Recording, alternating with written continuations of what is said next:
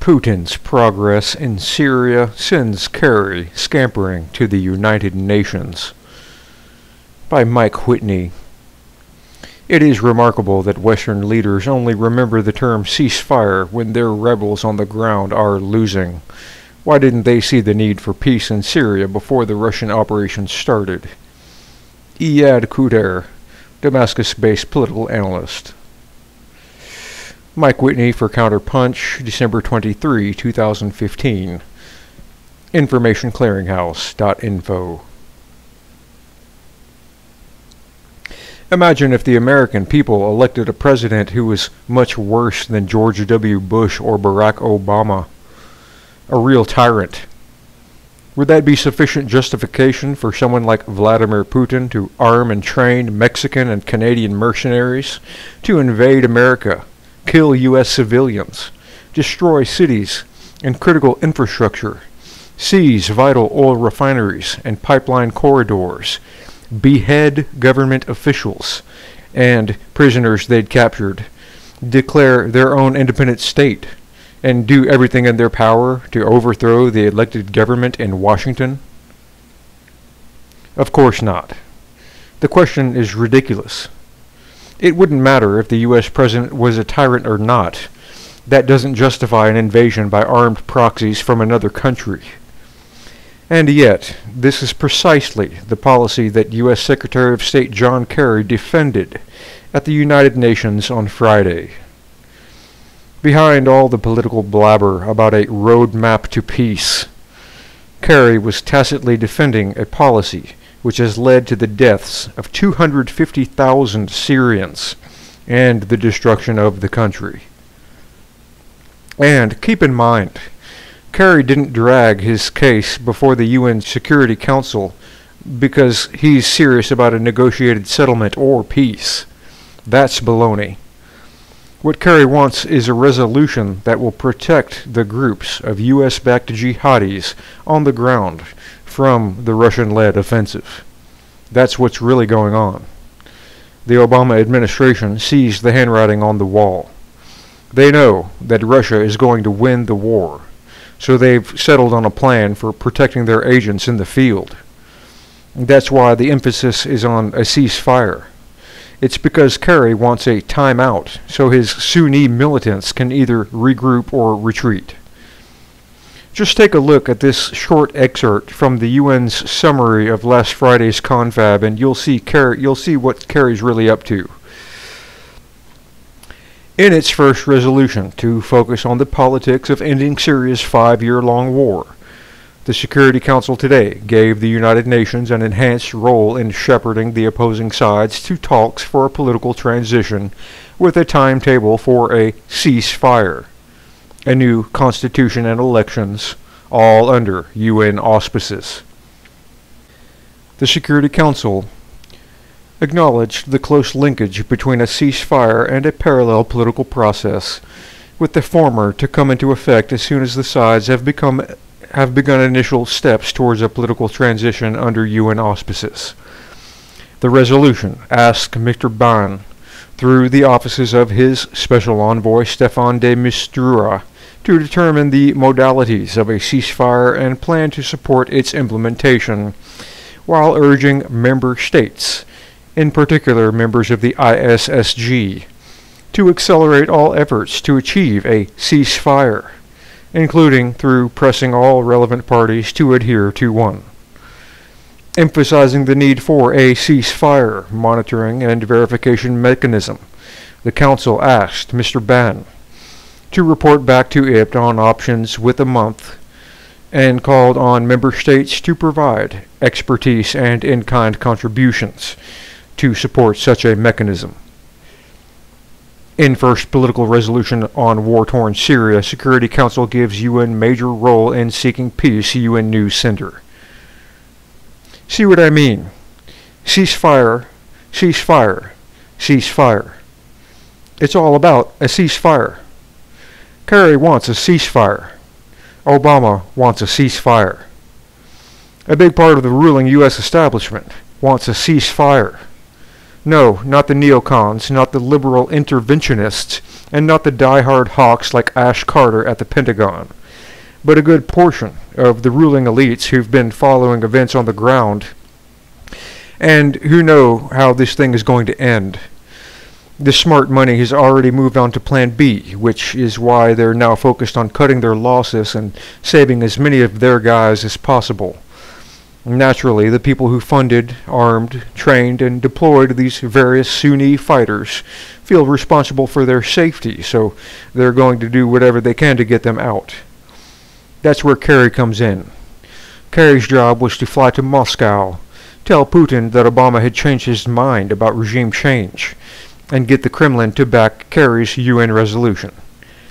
The primary objective of this farce is to garner international support for designating terrorist groups as, quote, moderates, and to move in the direction of UN-mandated ceasefire that will stop the Russian-led offensive in its tracks.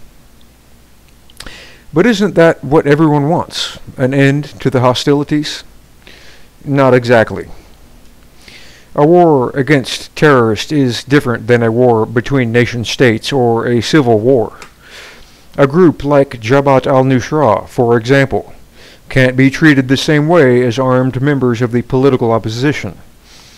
There are religious fanatics determined to use any means possible to achieve their goal of a fascist Islamic caliphate. Reasoned discourse doesn't work with people like this. They have to be killed or captured. And this is exactly what the Russian-led coalition is doing. They're progressively mopping up the terrorist threat in Syria at great risk to themselves and their fellow coalition members Iran, Hezbollah, and the Syrian Arab Army. Kerry's job is to throw a wrench into the anti-terror campaign to impede the coalition's progress. And he's willing to lie to do it.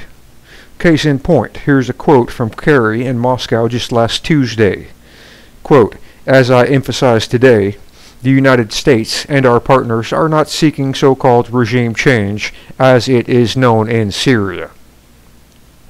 Later in the day, Kerry underscored the administration's dramatic about-face, saying, quote, "We are not trying to do a regime change. We are not engaged in a color revolution. We're not engaged in trying to interfere in another country. We're trying to make peace." Okay, so the U.S. has given up on regime change? Not at all. Kerry was just lying through his teeth, as usual. Here's what he said less than 24 hours later. Quote, "Russia can't stop the war with Assad because Assad attracts foreign fighters. Assad is a magnet for terrorists because they're coming to fight Assad. So if you want to stop the war in Syria, and we do, if you want to fight Daesh and stop the growth of terrorism, you have to deal with the problem of Assad. Now, that doesn't mean we want to change every aspect of the government. We don't. U.S. not after regime change in Syria, but Assad must go." Kerry to Russian TV, RT. Got that? So the U.S. doesn't support regime change, but Assad's still got to go. How's that for hypocrisy? The truth is the Obama administration is just as committed to toppling Assad as ever. Kerry was just misleading Putin to get his approval for his ridiculous resolution at the UN. As a result, Assad's name was never mentioned in the resolution, which Kerry seems to think is a big victory for the U.S. But it's not a victory. In fact, all of Russia's demands were met in full through the passing of UN Resolution 2254. 3 resolutions were passed on Friday, which reiterates all Putin's demands dating back to the Geneva Communique of 2012. Assad was never mentioned in 2254 either, because naming the president wasn't necessary to establish the conditions for 1. A transitional government, 2. Outlining the terms for a new constitution and a non-Islamist Syrian state, and 3. Free and fair elections to ensure the Syrian people control their own future. In 2012, the U.S. rejected these 3 provisions, saying that they would not agree unless Assad was excluded from participating in the transitional government. Now the U.S. has reversed its position on Assad, which means that 100% of Moscow's demands have been met. UN Resolution 2254 is complete capitulation on the part of the U.S. It is a humiliating diplomatic defeat, which no one in the media is even willing to acknowledge. So what did Kerry gain by all his globe trekking and backroom maneuvering? Nothing. In fact, he gave away the farm by making a number of concessions to gain Russia's support. What concessions are we talking about? Here's a short list. Kerry met with Putin in Moscow on December 15. On December 16, the IMF ruled in favor of Russia in its $3 billion claim against Ukraine. Here's the story. Excerpt, quote, "The Executive Board of the International Monetary Fund has recognized Ukraine's $3 billion debt to Russia as official and sovereign, a status Kiev has been attempting to contest. In the case of the Eurobond, the Russian authorities have represented that this claim is official. The information available regarding the history of the claim supports this representation," the IMF said in a statement. IMF recognizes Ukraine's contested $3 billion debt to Russia as sovereign RT. How many strings do you think Washington had to pull to seal that deal? Also on December 16, the U.S. announced that it would remove its F-15 fighters stationed in Turkey immediately. Here's the story. Excerpt. 12 U.S. Air Force F-15 fighters sent to Incirlik Air Base only last month to guard Turkish airspace and hit ISIS targets in Syria were suddenly flown back Wednesday to their home base in Britain, U.S. European Command announced. The redeployment of the fighters came amid a flurry of diplomatic and military-to-military activity in the region and with Russia. A day before the planes left, Secretary of State John Kerry was in Moscow for talks with Russian President Vladimir Putin ahead of United Nations Security Council meetings in New York Friday on Syria and U.S. efforts to ease out President Bashar Assad. U.S. Air Force begins withdrawing F-15 fighter jets from Turkey, military.com. Another coincidence? Not likely. Then there's this. On December 17, Obama allowed a Russian-backed resolution to pass the UNSC unanimously that will help uncover secret financing for ISIS and, quote, strengthen legal measures against those doing business with terrorist groups. According to RT, excerpt, quote, "This resolution is the result of a joint effort by Russia and the U.S., which are both leading anti-IS campaigns in Syria. The key objective of this new resolution is the enforcement of a framework to reveal and disrupt illegal financing of IS and groups related to it by means of trade in oil, artifacts, and other illegal sources. The document, which is based on UN Charter Article 7 and takes effect immediately, calls for members to, quote, move vigorously and decisively to cut the flow of funds to IS. UN Security Council and unanimously adopts resolution targeting ISIS finances." Is that what Obama really wants? To expose the revenue streams for these extremist organizations that are clearly getting support from Washington's main allies in the Gulf? Probably not, but Kerry caved in anyway, hoping that his support would help him to nab the elusive ceasefire. Finally, on December 18, Obama told Turkish President Erdogan he wanted him to remove his troops and tanks from Iraq. Here's the story. Excerpt, quote, U.S. President Barack Obama has called on his Turkish counterpart Recep Erdogan to withdraw his country's troops out of Iraq and respect its integrity. In a telephone call on Friday, Obama urged President Erdogan to take additional steps to de-escalate tensions with Iraq, including by continuing to withdraw Turkish military forces. He also, quote, reinforced the need for Turkey to respect the sovereignty and territorial integrity of Iraq, the White House said. A 300-strong contingent of Turkish forces, backed by 20 to 25 tanks, was stationed on the outskirts of the city of Mosul, the capital of Iraq's Nineveh province, on December 4. Obama to Erdogan, withdraw Turkish troops from Iraq, Press TV.